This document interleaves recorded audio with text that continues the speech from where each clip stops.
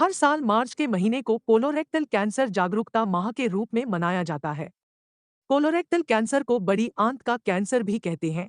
यह किसी को भी प्रभावित कर सकता है।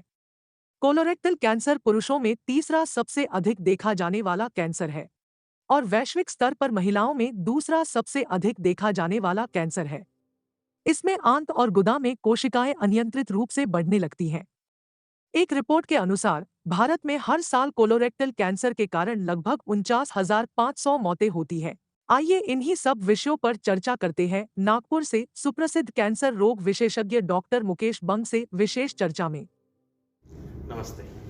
सबसे पहली बात, अपने जो आंतड़े इंटेस्टाइन जिसे बोला जाता है, अपनी डाइजेस्टिव प्रक्रिया के लिए रहते हैं। कोलोरेक्टल कैंसर मतलब दो प्रकार के कैंसर है, कोलॉन और रेक्टल, जो कि दोनों को कोलोरेक्टल कैंसर बोला जाता है, जो कि पूरे वर्ल्ड में तीसरे या चौथे नंबर पे पहुंचा गया है कॉमन कैंसर्स में, और इंडिया में टॉप 5 कैंसर्स में आता है। तो जो अपनी जो वेस्टर्न सभ्यता हो गई है, अपने जो हैबिट्स हो गए हैं, एडिक्शंस हो गए हैं, इन सब चीज़ों के कारण जो इंसिडेंस है कोलोरेक्टल कैंसर का वो बढ़ गया है। कैंसर मतलब क्या होता है कि आप जो नॉर्मल पेशी रहती है वो कभी भी एक लिमिट पे जाके मर जाती है, लेकिन इसके अंदर क्या होता है, कैंसर सेल ऑटोमेटिकली मल्टीप्लाई होते हैं और बढ़ते जाते हैं, और वो एक तरह का ट्यूमर या गांठ या पॉलिप बना देते हैं, जिसके कारण उसका ट्रांसफॉर्मेशन होके कैंसर में रूपांतर हो जाता है।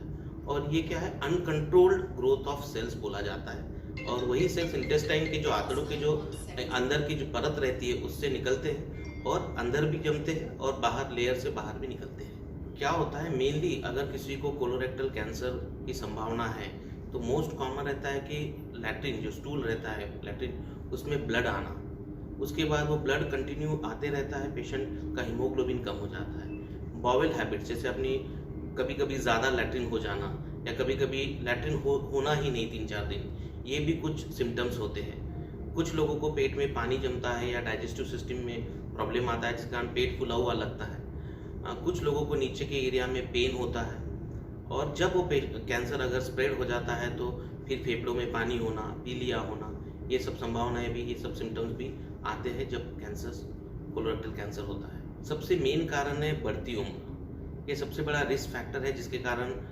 कोलोरेक्टल कैंसर होता है, जो कि आप प्रिवेंट नहीं कर सकते उसको, जो एज के हिसाब से होता है। उसके बाद जो वेस्टर्न हैबिट्स है, जैसे स्मोकिंग हो गया, अल्कोहल कंजम्पशन हो गया, और वेस्टर्न डाइट हो गया, जंक फूड्स हो गए, ये फूड क्या करते हैं, they are all risk factor. जो है ये रिस्क फैक्टर्स ऐसे हैं जिसके कारण कोलोरेक्टल कैंसर होने की संभावना बढ़ जाती है।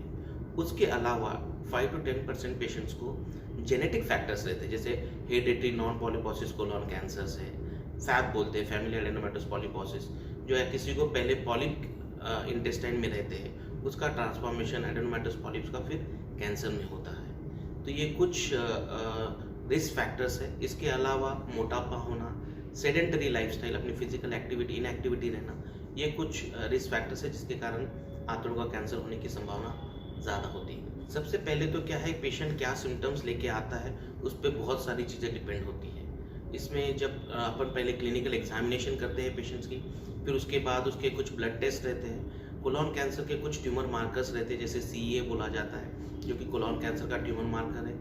उसी के साथ सिग्मोइडोस्कोपी, कोलोनोस्कोपी, मतलब दूरबीन से आंतड़ों की, नीचे से आंतड़ों की जाँच करना। ये कुछ बेसिक टेस्ट है जिससे अपन पहले संभावत मालूम करने की कोशिश करते हैं कि पेशेंट को कोलोन कैंसर है या नहीं। अगर आंतड़ों की जांच करने में कहीं गठान दिखती है, कहीं पॉलिप दिखती है, तो अपन उसके सैंपल बायोप्सी के लिए भेजते हैं। तो बायोप्सी का जैसे ही कंफर्मेशन आता है कि इसके अंदर कैंसर है, तो ऑटोमेटिकली उसके आगे स्टेज मालूम करने के लिए आगे उनकी इन्वेस्टिगेशन की जाती है।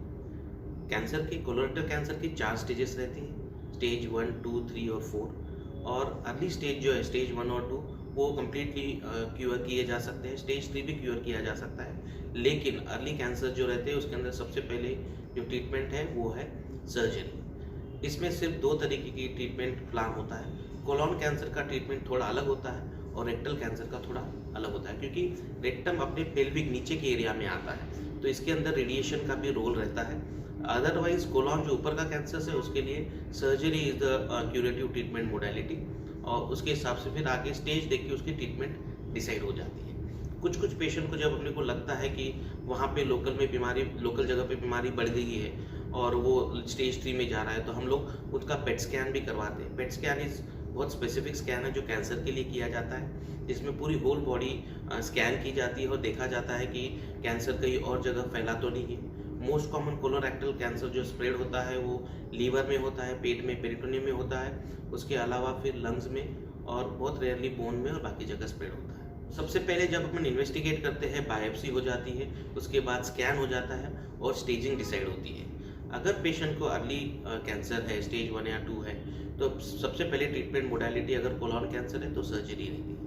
और सर्जरी होने के बाद जो टिश्यू निकलता है और उसकी हिस्टोपैथोलॉजी की जो रिपोर्ट आती है, वो रिपोर्ट पे डिसाइड होता है कि पेशेंट का ट्यूमर कौन से डेप्थ पे था, उसमें लिम्फ नोड्स इन्वॉल्व थे या नहीं थे, और उसके हिसाब से उसके आगे की ट्रीटमेंट डिसाइड होती है। वही रेक्टल कैंसर में क्या होता है कि वेरी अगर अर्ली कैंसर है तो ही सर्जरी रोल रहता है, अदरवाइज कीमो रेडिएशन का काफ़ी रोल है रेक्टल कैंसर्स में, और कीमो रेडिएशन देने के बाद फिर उसको सर्जरी के लिए लिया जाता है, और उसके बाद फिर बचे हुए जो टिश्यू आता है हिस्टोपैथोलॉजी का, देन वी डिसाइड कि उसके हिसाब से आगे ट्रीटमेंट कैसे देना है। सबसे मेन बात तो क्या है कि कोलोरेक्टल कैंसर ही नहीं, हर कैंसर के लिए सबसे ज़रूरी है फिजिकल एक्टिविटी। जैसे जैसे दिन मॉडर्नाइज होते जा रहे हैं, अपनी डाइटरी हैबिट्स चेंज हो रही है, अपनी फिजिकल इनएक्टिविटी हो रही है, सेम चीज़ आती है कोलोरेक्टल कैंसर्स में। कोलोरेक्टल कैंसर में सबसे ज़रूरी है आपको physical activity, everyday exercise, diet, आपके डाइट में हाई फाइबर डाइट रहे, आप हेल्दी वेजिटेबल्स और आप फ्रूट्स ज़्यादा से ज़्यादा सेवन करें। उसके अलावा आप रोज़ एक्सरसाइज करें। डाइट में आप जितनी ज़्यादा फाइबर डाइट ले सके उतनी लें। स्मोकिंग अवॉइड करें, ड्रिंकिंग कंजम्पशन मिनिमाइज़ करें, ये सब चीज़ें बहुत ज़रूरी है। उसके साथ साथ आपको अपनी रेगुलर चेकअप करते रहना चाहिए। सबसे पहले तो कोलोरेक्टल कैंसर इंडिया में टॉप 5 कैंसर्स में पाया गया है, बट ये कैंसर प्रिवेंटेबल है, आपको स्क्रीन करना ज़रूरी है। अभी न्यू गाइडलाइन के हिसाब से अगर आपकी फैमिली हिस्ट्री, किसी को पॉलिप है या किसी को कोलोन कैंसर की हिस्ट्री है, तो आपने 40 इयर्स के ऊपर स्क्रीनिंग चालू कर देना चाहिए। अदरवाइज 50 इयर्स अबो सबने स्क्रीनिंग करना चाहिए, जिसके अंदर फीकल ऑकल ब्लड चेक किया जाता है, लैटिन की जांच की जाती है, साथ में कोलोनोस्कोपी, सिग्मोइडोस्कोपी की जाती है। अगर आपके फैमिली हिस्ट्री है, जिसको किसी को पॉलिप है, या आपको पर्सनल हिस्ट्री है, कभी आपको एडेनोमेटस पॉलिप हुआ है, तो आपने रेगुलर स्क्रीनिंग करना चाहिए। आप जितना गाइडलाइन स्क्रीनिंग से फॉलो करेंगे, उतना ही जल्दी अर्ली स्टेज में कैंसर डिटेक्ट हो सकता है और कंप्लीटली क्योर कर सकते हैं। So colon cancer is preventable, but you need to screen it as per the guidelines. You need to meet your doctor at regular interval.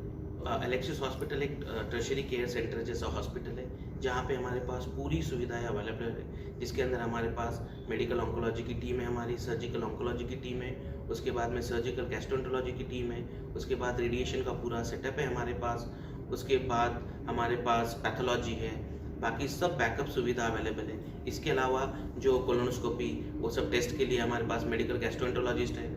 Each and every facility including CT scan, MRI, सब सुविधा available है एक under one roof. सो हर चीज़ आपको यहाँ availability है, जिसके कारण आप कोलोन कैंसर की स्क्रीनिंग भी करवा सकते हैं और इन्वेस्टिगेशन भी करवा सकते हैं और पूरी कंप्लीट ट्रीटमेंट मैनेजमेंट भी कर सकते हैं। कोई भी व्यक्ति आंतों से रिलेटेड किसी भी तरह की समस्या से ग्रसित है, या फिर उसे आंत से संबंधित कैंसर है और वो आपसे संपर्क करना चाहता है, तो किस प्रकार वो आपसे संपर्क कर सकता है? मैं अभी अवेलेबल 2 जगह हूँ। मैं एलेक्सिस हॉस्पिटल में मॉर्निंग टाइम रहता है मेरा 8:30 to 10:30, तो और इवनिंग को 4 to 6:30 में रहता हूँ अवेलेबल। या तो बीच के टाइम में मैं राष्ट्र संत तुकडोजी रीजनल कैंसर सेंटर है, जो कि महाराष्ट्र का एक फेमस कैंसर सेंटर है, जो पुअर पॉपुलेशन के हिसाब से है, वहाँ पे भी मैं रहता हूँ। तो दोनों जगह से कहीं पे भी आप मुझे मिल सकते हैं और आपको जो भी कुछ समस्या है, आप मुझे दिखा के उसके निदान और उसके ट्रीटमेंट का बेनिफिट ले सकते हैं।